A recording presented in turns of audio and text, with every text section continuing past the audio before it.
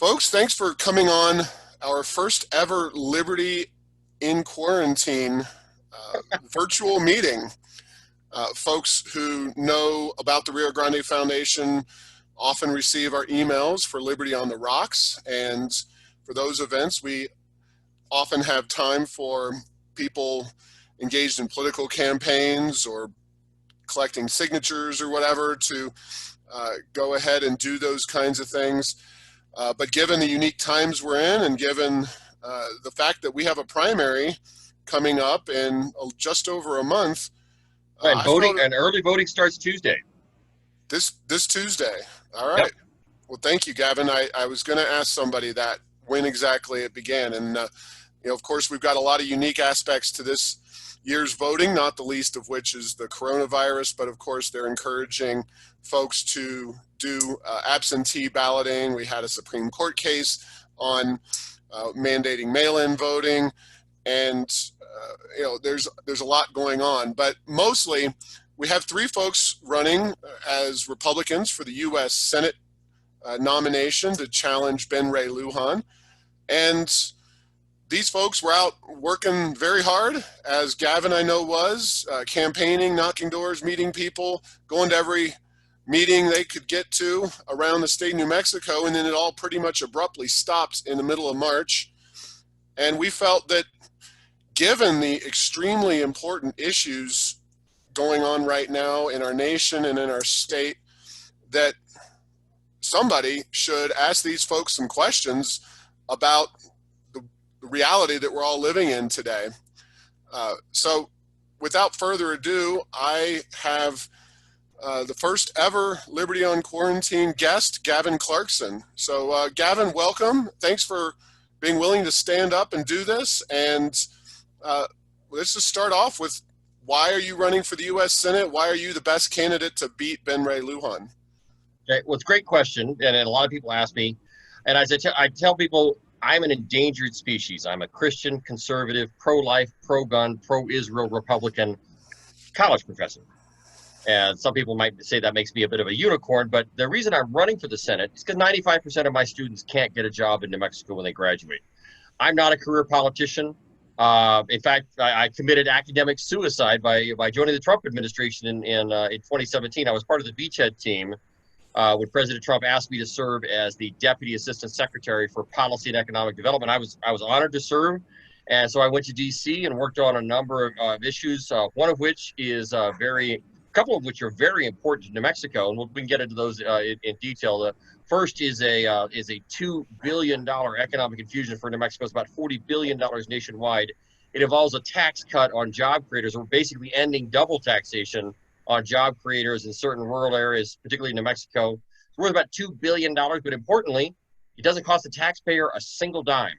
That's something I'd like to talk about. But another thing is, I've been a China hawk actually since before I was born. My father started out as an orphaned Indian kid in Chickasha, Oklahoma during the Dust Bowl days of the Great Depression, and he was so broke, although he would tell you he was broke and not poor, because poor is a state of mind, whereas broke is a temporary insufficiency of cash flow.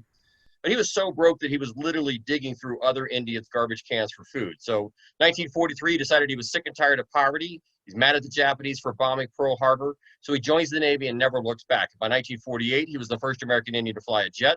By 1962, he had become the senior nuclear targeting strategist for all of NATO.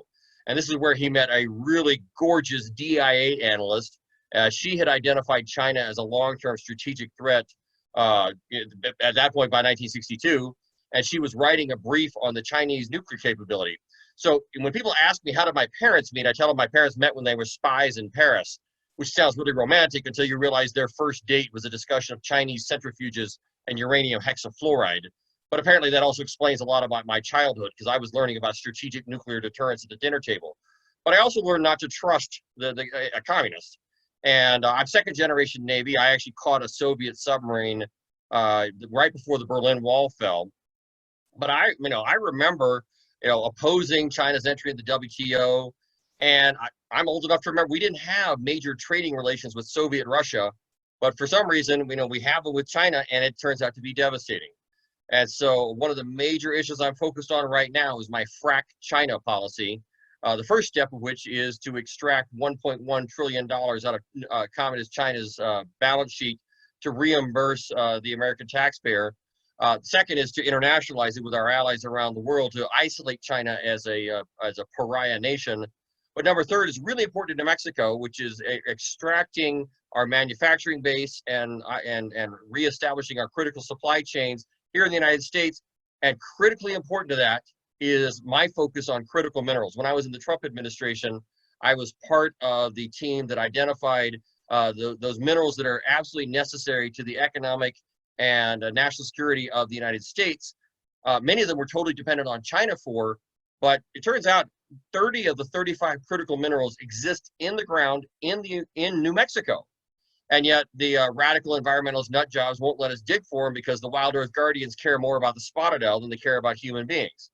And so revitalizing New Mexico's economic opportunity and bringing economic prosperity to New Mexico is the major driving force behind my Senate campaign. Thanks, Gavin. And it's a lot of very good information about you and where you stand on some important issues.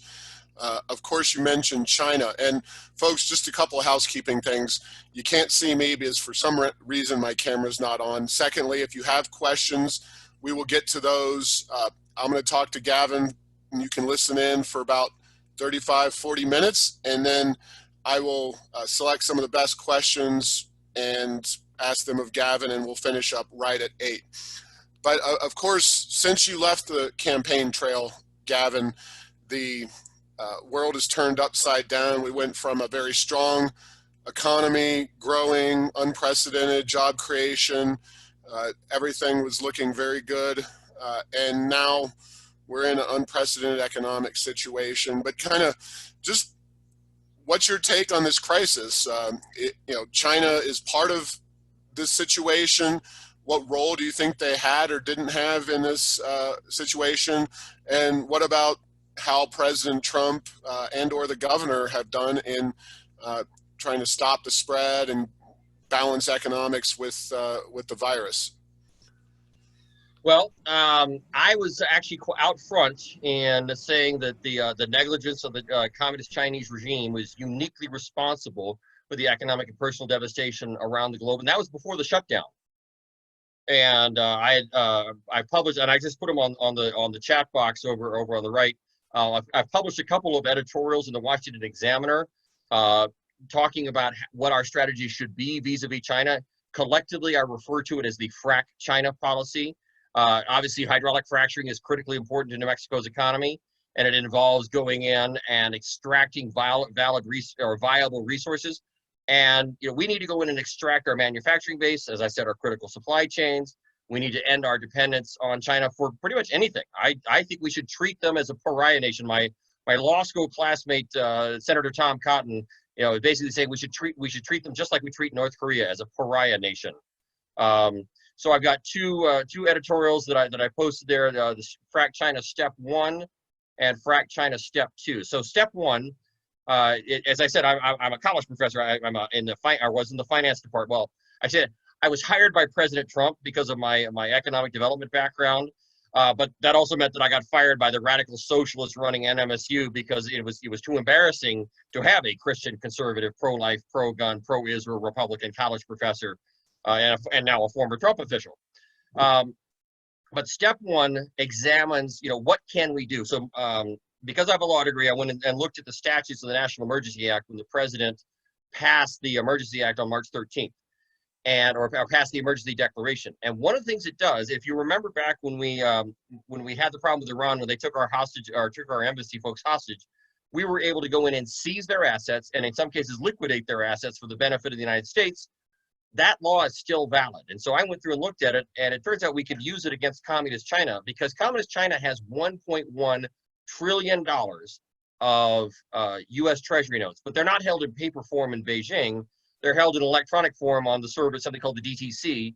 So the president could direct Secretary Mnuchin in less than 24 hours. We could go in and seize all of Chinese Treasury holdings, liquidate them, and reimburse the American taxpayer for at least $1.1 trillion of the damage that Communist China's negligence has caused. And there's no doubt There's plenty of reporting. The intelligence community is now totally convinced that that the virus emanated from the Wuhan bioweapons lab. They don't think it was engineered, but they do think it escaped from there. And then China basically tried to blame the wet markets as a way to distract us from what really happened. And that was gross negligence on the part of the communist Chinese regime. So if we freeze their assets and seize the $1.1 trillion, the next step is Frack China Step 2, which is in the second editorial of the Washington Examiner. And that is to go in and invoke Article 5 of the NATO Treaty, Article 5 of our Japanese Mutual Defense Treaty, Article 4 of the ANZUS Treaty, which is our treaty with Australia and New Zealand, and basically get our allies around the world to similarly engage China and extract resources from them. We have NATO allies like Greece, for example, where China has basically engaged in loan sharking with them as part of their Belt and Road Initiative, so that China now actually owns the port of Piraeus in the Mediterranean Sea. Greece should be, as a NATO ally under Article 5, would then be empowered to go in and just seize the port and say, China, you have damaged our nation. We're taking this in compensation. And it's also very clear that we've been under constant assault from a cybersecurity standpoint. Before I was a law and a finance and a business professor, I was a computer science professor. And after 9/11, I served on a major cybersecurity committee. And the increase in hacks from communist China has increased tenfold since then. And in fact, communist China was attacking our healthcare infrastructure right before the virus was unleashed on us. So there's clearly ample support to go around the world, and the UK has indicated that there's going to be a day of reckoning with communist China.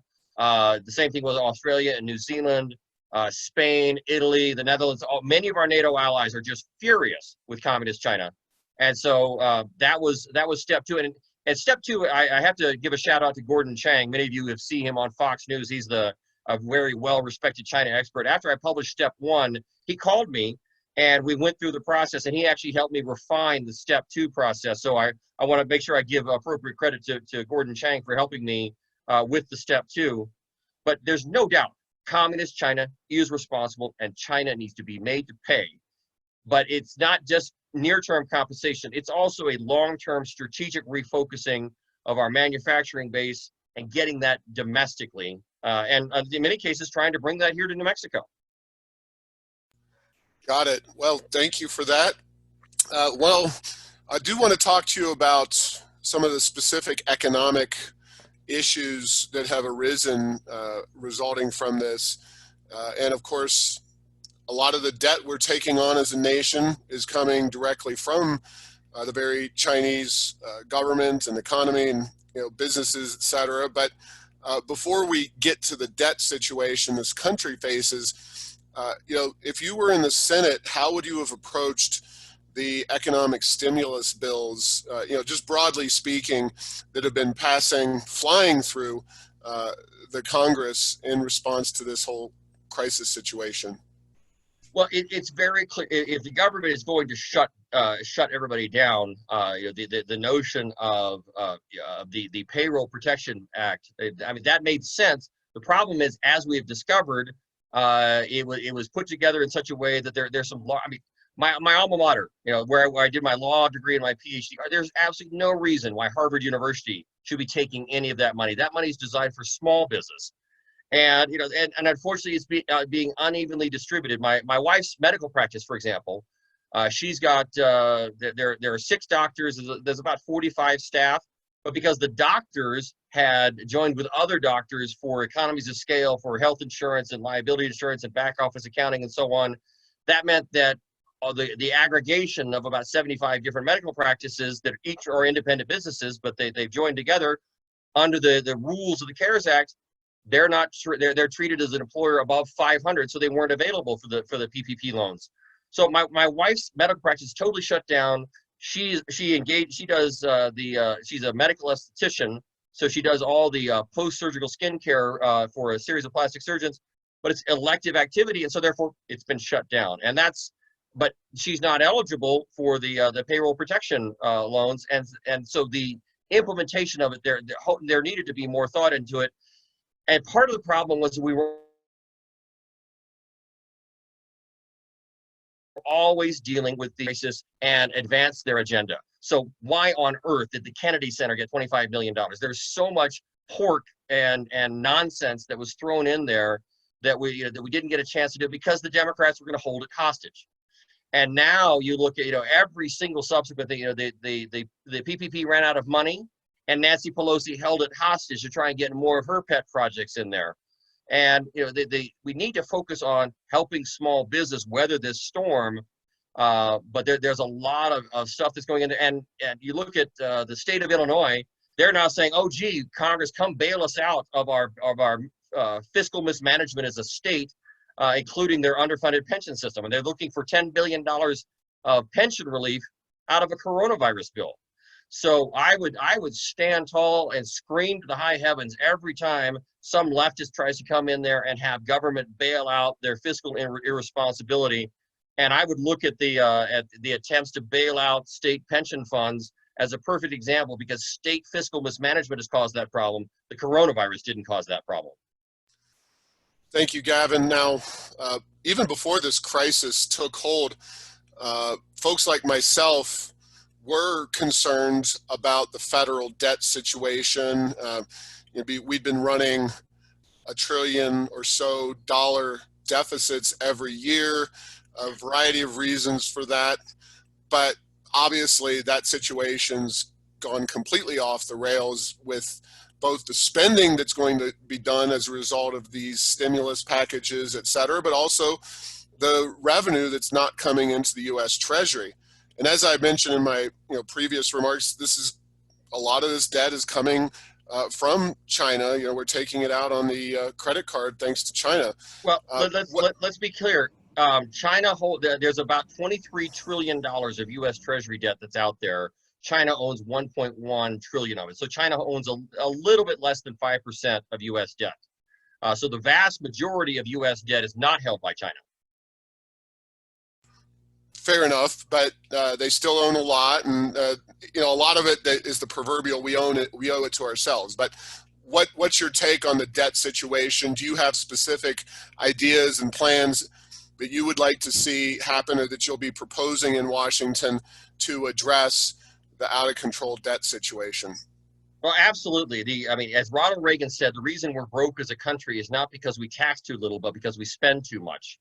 I've long supported the plans that Rand Paul puts forward, the penny plan or the variations we go forward, because we are mortgaging the future of our grandchildren to put together massive amounts of spending. And so I'll give you one example. It's not a huge example. Well, the huge example is extracting $1.1 trillion out of communist China's balance sheet.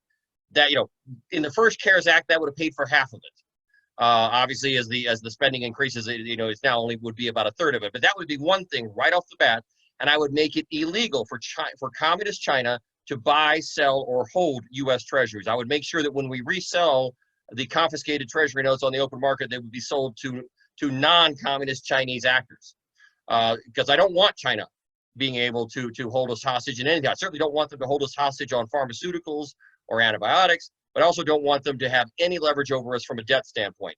But I'll give you one closer example. Serving in the Trump administration, I can tell you the swamp is deep, the alligators bite, fake news is really annoying, and the taxpayers are getting ripped off every single day. And one of the first bills that Ben Ray Lujan voted for as a freshman congressman was a payoff to the Green New Deal style positions, as well as the public sector employee unions. And it's a program called mandatory telework. And basically what it does is it says 1/3 of the federal workforce doesn't have to show up to work every day. And we're all discovering telework, but those of you in the private sector who are teleworking, chances are you actually have to work. You have a manager following you. You actually have to produce. But in the case of the federal government and federal telework, I actually caught people with a little device on their mouse that would make it twitch every 15 minutes to make it look like they were logged in while they were hiking the Appalachian Trail or going to school plays with their kids, while they were collecting a federal paycheck and pretending to work. And we did the analysis. As the Deputy Assistant Secretary for Policy and Economic Development, one benefit I had was a room full of economists that I could task with doing the analysis. We did the analysis. It was $1 billion a day in fraud, waste, and abuse that is baked into the system, and we need to be able to get rid of that. So that would be something that I would introduce on day one, would be a repeal of mandatory telework. I'm not opposed to telework, but unsupervised telework with no responsibility for actual work is a waste of taxpayer resources, and we need to get rid of it. So that would be another $360 billion of savings for the U.S. taxpayer. If you look at the explosion of the federal payroll under the Obama years, both in terms of in terms of headcount and in terms of salaries, I would have no problem calling for an across-the-board reduction in federal salaries. And I know that probably will cost me some votes among the federal workforce, but there's a lot of federal employees out there. I mean, I don't want to paint every federal employee with a broad brush, because there's probably about 25% of the federal workforce that I would hire in the private sector in a heartbeat. There's another 25% that probably do their job, but to call the remaining 50% of the federal workforce necrotic would be an insult to zombies everywhere. And so we have got to be able to get a handle on the out of control federal spending. We got to be able to get a handle on the bloated federal bureaucracy, but we also need to get a handle on the out of control regulatory framework, because Congress has abdicated its responsibility and basically allowed all the bureaucrats to write all the regulations. And they say, well, we didn't pass the law.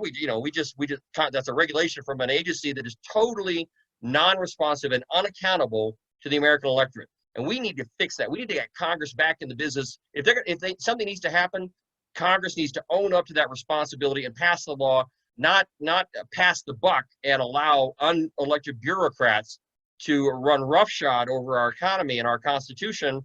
And so rolling back regulations is something that's going to be critically important, and even more so in our recovery from this coronavirus pandemic. The Club for Growth has put forward a number of regulations. We need to make sure that we suspend or pause regulatory enforcement against people who are, as long as they're making a good faith effort to comply. We don't need to tie up small business with regulatory red tape. We need to unleash American enterprise. And I'll give you a perfect example why that's important. If you remember in the first days when we were dealing with, right after the WHO had declared this as a pandemic, testing was a big problem.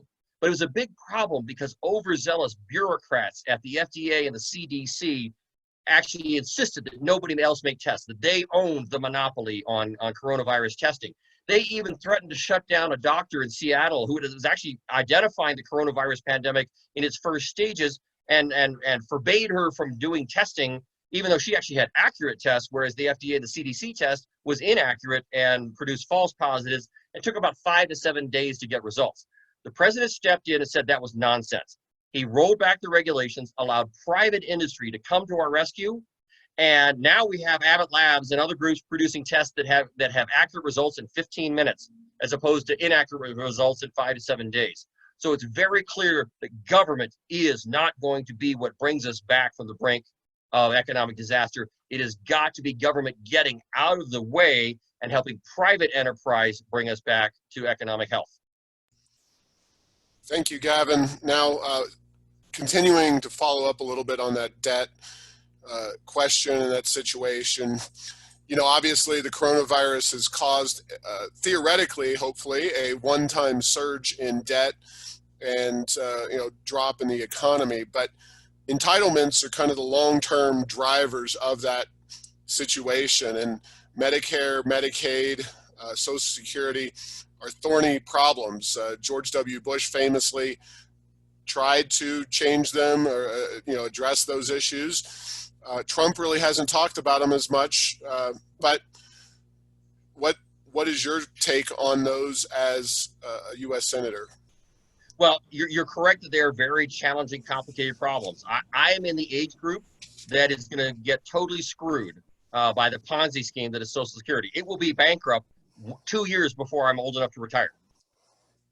So it's very clear that the system is not sustainable. And Harry Reid famously said, "Not my problem. We'll let it be somebody else's problem 30 years from now." But my son, our children deserve a better future than what previous administrations have left them, and we've got to be able to solve it. So it's not going to be something that there's not just a quick fix. It's going to be a challenging problem, and unfortunately, it's going to have to get support from both parties, because unless we can get a big enough majority in the Senate, so we have 60 votes, we're going to have to get a couple Democrats to at least be able to join with us. And that's why it's critically important that we flip this U.S. Senate seat, because that will give us one more vote, one more fiscally conservative vote.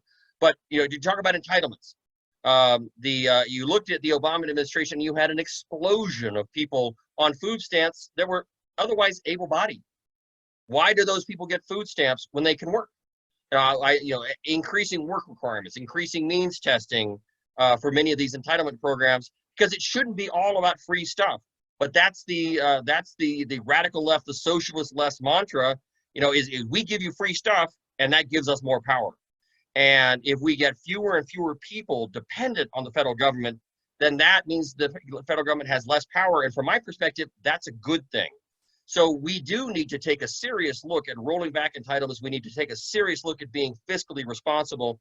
And I'll give you an example. And this is something, and again, I'm trying to run a Ronald Reagan's 11th Commandment style campaign. So I'm not going to say anything bad about my opponents personally, but they're both sort of big government Republicans. The fact that their only solution, the only thing I've ever heard them put forward for revitalizing New Mexico's economy, is more money for the bases and more money for the national labs. And, while I'm all for a strong defense, I guess there was a question up there that asked, yes, I am a second generation Navy veteran. We can talk about that more if you want to. But I am somebody who believes that private enterprise is going to be what is going to be necessary for New Mexico's economic future, because New Mexico leads the nation. It's one of the few categories where we lead the nation. We get more federal dollars per capita than any other state in the country. And unfortunately, we are dead last in terms of private employment per capita. So if federal dollars were the answer, New Mexico would be the richest state in the country, but instead we're the poorest. So New Mexico's path forward cannot be just having our hand out asking for more federal dollars. What we need to do is we need to get the federal government out of the way, focusing on a deregulation agenda, because 2/3 of New Mexico is federal land.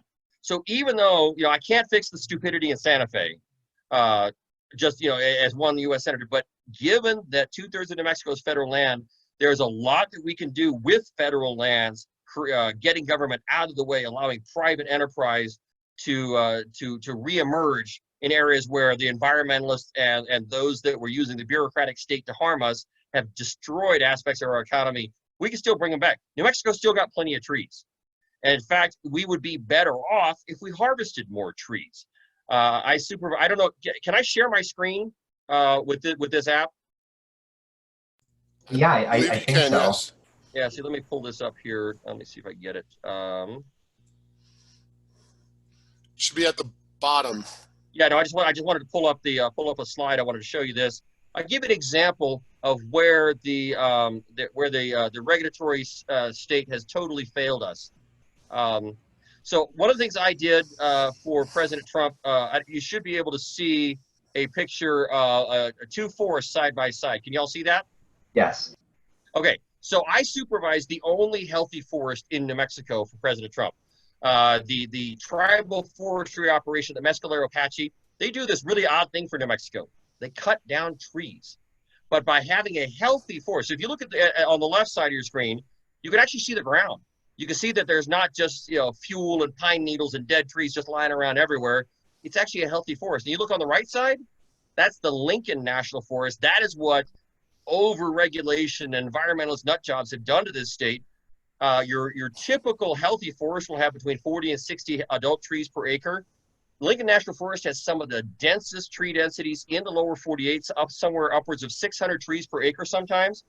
Every single one of those adult trees aspirates about 100 gallons of water into the atmosphere. It doesn't go back into the rivers. It doesn't go back in the aquifers. It just is gone. We are not out of water in New Mexico. My opponent, Mr. Ronchetti, says that it's climate change is the thing that's making the droughts and the forest fires worse. He's simply incorrect. The reason that we have bad forest fires and the reason that we are short on water in New Mexico is because we have too many trees, because we have bad forest management. If we could have healthy forests in New Mexico, we would triple the amount of water available to New Mexico's cities, to New Mexico industry, to agriculture, all the things that are important. But we have to get the regulations out of the way, or repeal the laws, or modernize the laws, and basically allow us to do things like cut down trees. And by the way, those would be good jobs. And that would also, having a healthy forest is good for all of New Mexico, but unfortunately, too many of our forests are unhealthy. With that level of tree density, the trees are sickly, they're subject to bug infestation and disease, and that just makes fuel for the next super fire. And so that would be an example where if we deregulate a lot of the 2/3 of New Mexico that is federal land, that'll allow us to do things like have healthy forests and have an active forestry industry. But it also allows us to dig for those critical minerals I talked about earlier and having an active mining industry. And also before the oil crash, which was a confluence of a number of factors, including something that Ben Ray Lujan was responsible for. Actually, let me deal with that right now. Part of the reason why oil was trading in negative territory was because during the CARES Act, there was a proposal to refill the Strategic Petroleum Reserve because oil was cheap and it would be a good deal for the American taxpayer and it would help suck some of the excess oil off the market. But because Ben Ray Lujan and his Green New Deal cronies and Nancy Pelosi and our entire New Mexico federal delegation insisted that we could not send any money to that evil oil industry, we ended up with what's referred to as a super contango, where oil closed at a negative $32.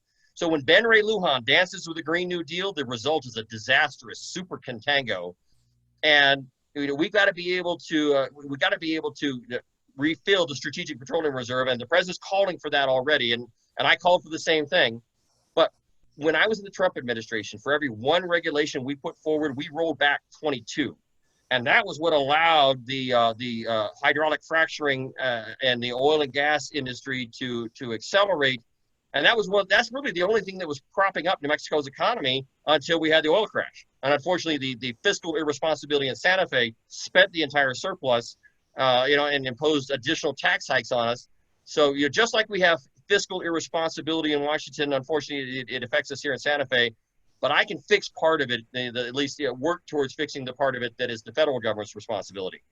And by deregulating that 2/3 of New Mexico, the federal land, and rolling back the regulations on small business overall, we can go a long way to economic recovery, not just in New Mexico, but nationwide. Thanks, Gavin. And folks, if you have questions, please be sure to put them in the chat box and send them to Patrick Brenner, and we'll get them to Gavin shortly. But you haven't brought up a topic that is certainly one of the hallmarks of the Trump administration, which is immigration policy. And it's one of the more controversial issues in Washington. In fact, I don't know how long it'll be in effect for, but during the coronavirus emergency, Trump has shut down, as far as I understand it, all immigration, at least temporarily, into the country. I don't know when that'll end, but talk about your vision of immigration policy. Well, and here's another area where I differentiate myself from my competitors, because as far as I know, neither of them were for the wall until they started running for office, whereas I have been in favor of the wall even when it wasn't popular. All the way back, back in 2017, 2018, and that was one of the things. Well, that was actually one of the first policies I saw President then candidate Trump put forward, was securing our southern border. And I live in Doña Ana County, so I'm on the border. I've actually had illegal aliens surrendered to me because Border Patrol was busy with a different group of illegal aliens. And let me be very clear: I am very pro-immigrant. My wife is a legal immigrant who followed the rules to come to this country. Her parents. Her family has been fleeing tyranny and socialism for pretty much all their lives. The father's side fled Mussolini in Italy. The mother's side fled Franco in Spain. They ended up moving to Argentina just in time for the military junta. The mom fled to Venezuela just in time for Hugo Chavez. So about 27 years ago, my wife she fled Venezuela, and it was alternating between fascism and socialism. But she fled Venezuela because they were confiscating everything and making it impossible to have any sort of economic prosperity. She lived in Mexico for about 10 months to earn enough money, came to the U.S. legally. She didn't speak a lick of English, but she got a work permit legally. And she actually learned English by listening to country music while cleaning other people's houses. In our broken immigration system, it took her 14 years to become a U.S. citizen. Now she's one of the leading medical estheticians in the United States. So she is the quintessential American immigrant success story. And she followed the law every step of the way. And our system is so broken, it shouldn't have taken 14 years for somebody who's going to contribute to the American economy to become a citizen. At the same point, we have people that will game the system, walk across the border. This was happening last year, and I was actually on the border reporting about this as a sort of a citizen journalist, and talking about all the different problems we have. But there was one point right after the president came to El Paso. I'd been invited by the White House to greet the president at the airport, and I was hanging out with some of the news reporters and one of the Fox News crews. We were talking about the fact that on the border, right near El Paso, there's a place called Monument One, where until recently there was no wall, there was no fence, there's not even a pile of rocks. And every day, Brazilians would fly into Ciudad Juarez Airport, take an Uber to the border, walk across with their carry-on luggage in one hand, small child in the other hand, and if they forgot a small child, the cartel would rent them a child. And they would raise their hands and say asilo, which is asylum in Portuguese as well as Spanish, and poof, they gamed the system. Because the immigration system was so overloaded, they would get a work permit in 6 months. Everybody on this that's watching this was buying them a plane ticket to wherever they were going. The Brazilians would go to Boston, the El Salvadorans would go to DC, the Hondurans and Guatemalans mostly would go to Miami, and they get free health care and they get a work permit in 6 months at taxpayer expense. So, and that's not fair to people like my wife who follow the rules. So we absolutely have a fundamentally broken immigration system. The fraud it was going rampant. So by shutting down, that's one of the few silver linings of this coronavirus crisis, is it allowed us to shut down the southern border other than for commercial traffic. And so we finally get a handle on the situation. But if we look at the problems with the southern border, first of all, we need to build the wall. And it needs to be a high-tech wall with high-tech monitoring equipment. And again, this is stuff that I was saying years ago. I know for a fact that at least one of my opponents opposed the wall until they announced for candidacy. But that high-tech wall will also be economic development. And New Mexico's portion of the wall will actually pay for itself in terms of the economic development, because it'll bring high-speed fiber all the way down to the border. And if you look at right now, the only community on the New Mexico border that was thriving was Santa Teresa, and coincidentally or not coincidentally, it was the only community that had high-speed fiber along the border. There's portions of the border where there's no cell phone coverage, there's no nothing other than satellite phones.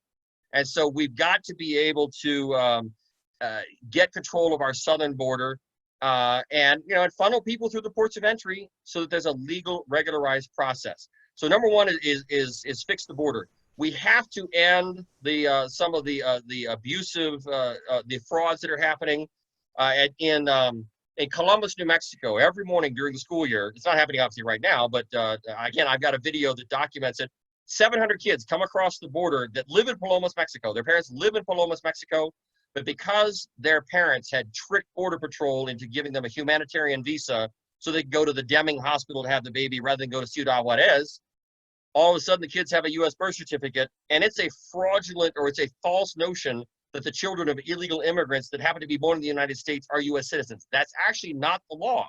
The Supreme Court has ruled on this twice, because I'm sitting in front of you. I am not a U.S. citizen because I was born in the United States. Because I'm an enrolled, unlike Elizabeth Warren, I actually am an enrolled tribal member.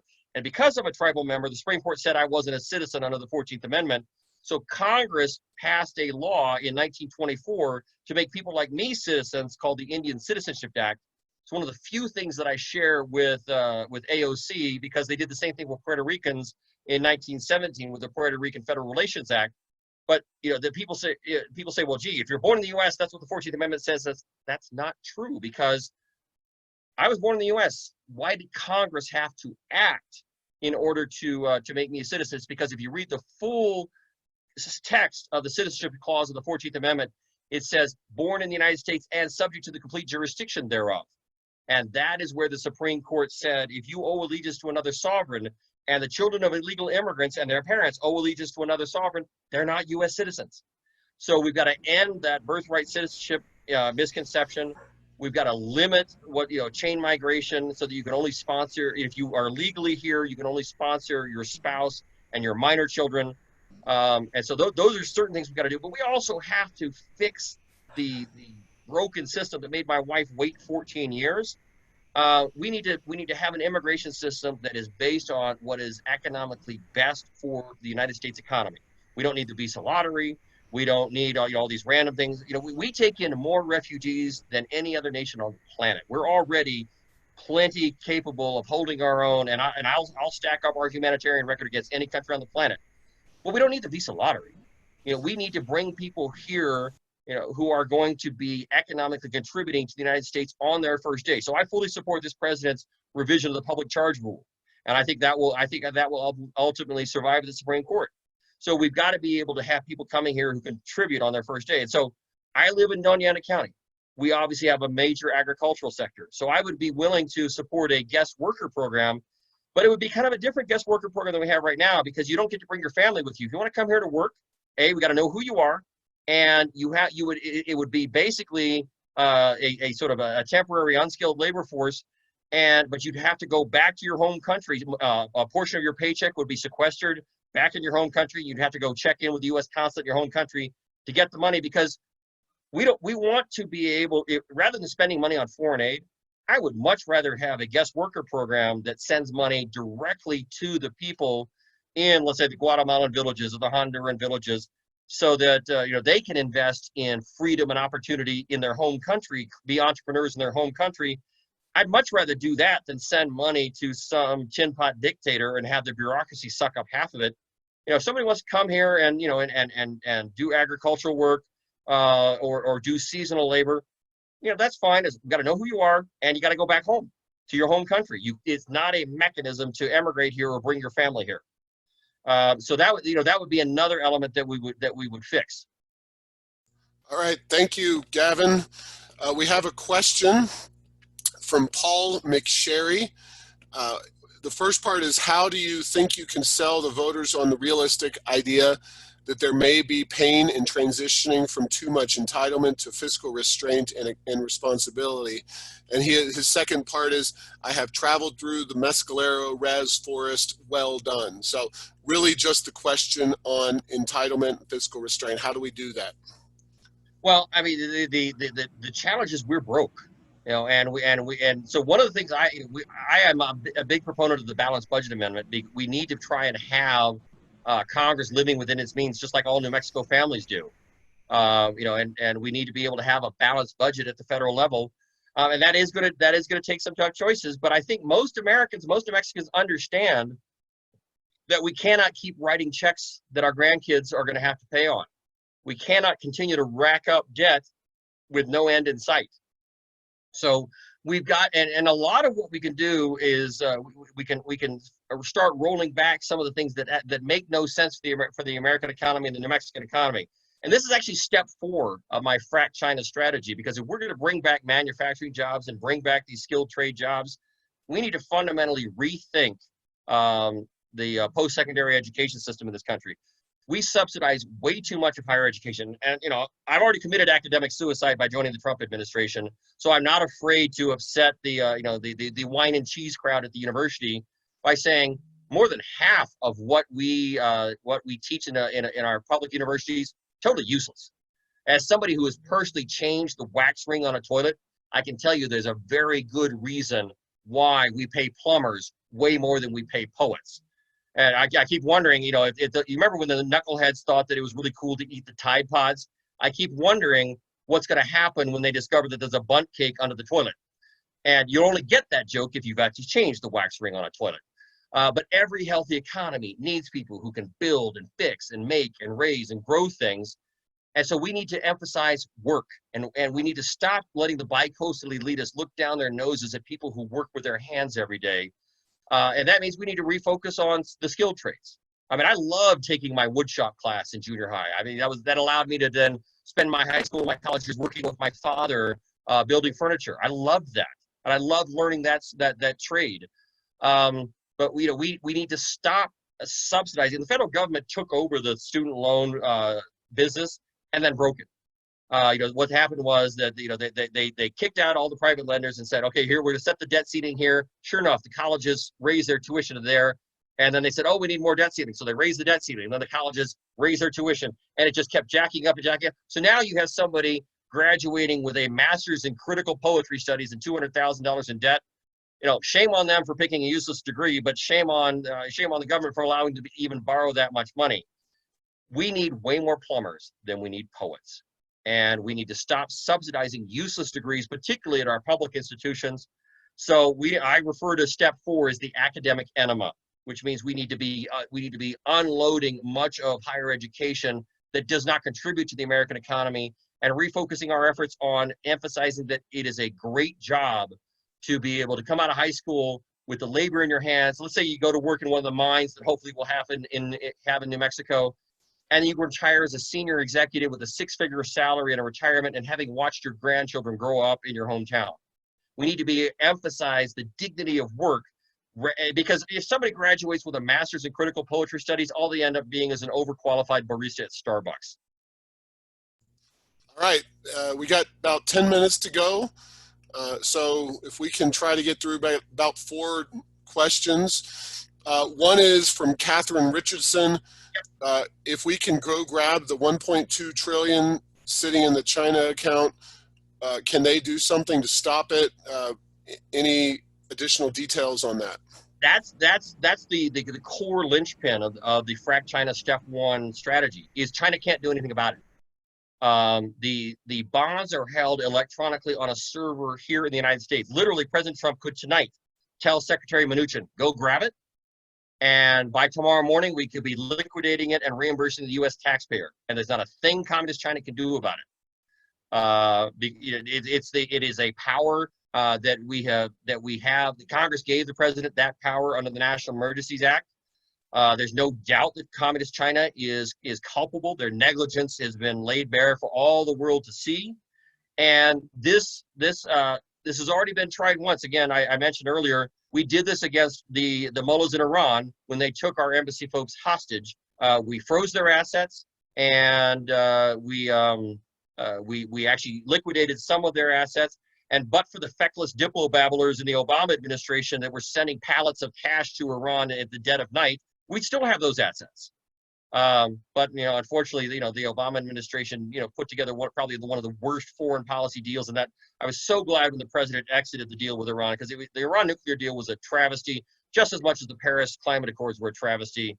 But there's nothing Communist China can do to stop us if we choose to take that route. Now, is that an aggressive step? Absolutely. And that's why we should freeze the rest of their assets and force them to take responsibility.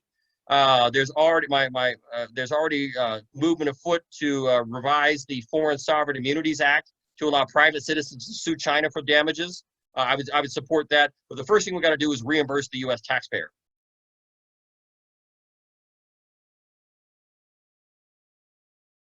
Paul, I think you're muted.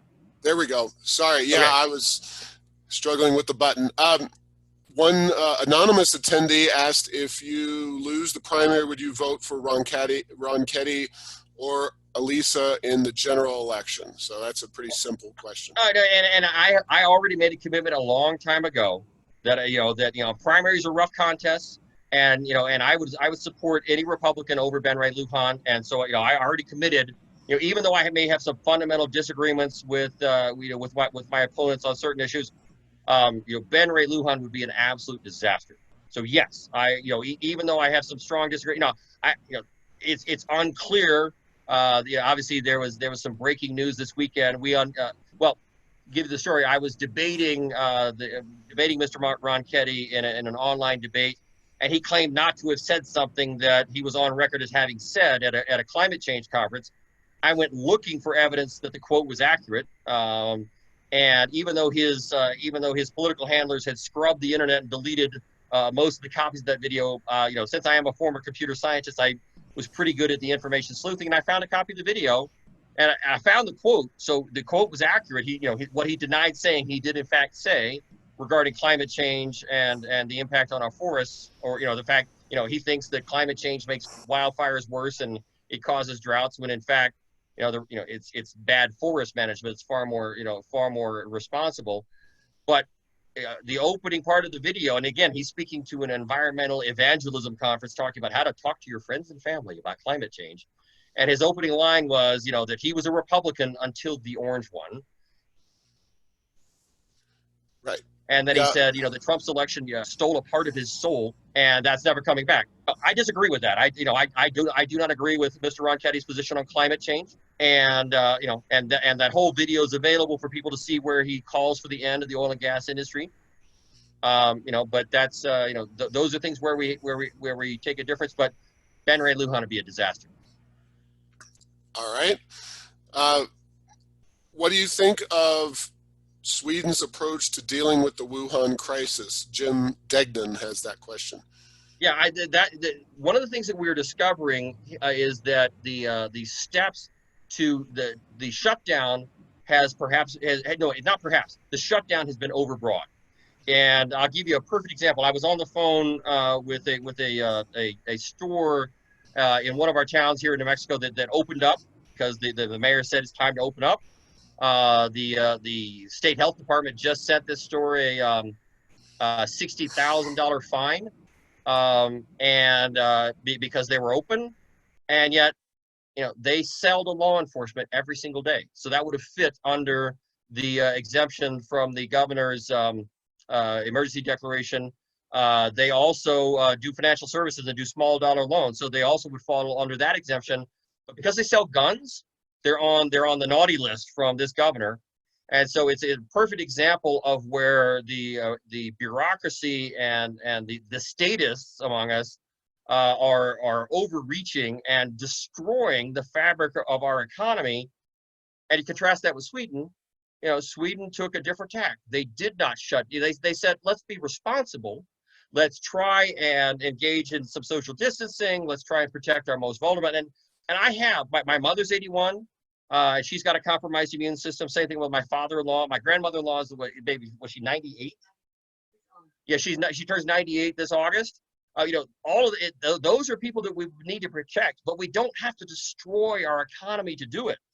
So I think what's happening is that the decision to shut down the economy was made on flawed models with flawed data, bad science. So it turns out the science deniers are the big government types like our governor that are insisting that, it's only because of my shutdown that everything's better. Well, turns out coronavirus isn't as deadly as we thought. Turns out far more of us have been infected with no symptoms than we thought. Yes, it is insidiously infectious, and we do need to be careful. But it turns out, the data out of New York that almost everybody who died had either other comorbidities that made the situation much worse, like obesity or diabetes. So it turns out that the coronavirus may end up being less deadly than the flu. Paul, you're muted again.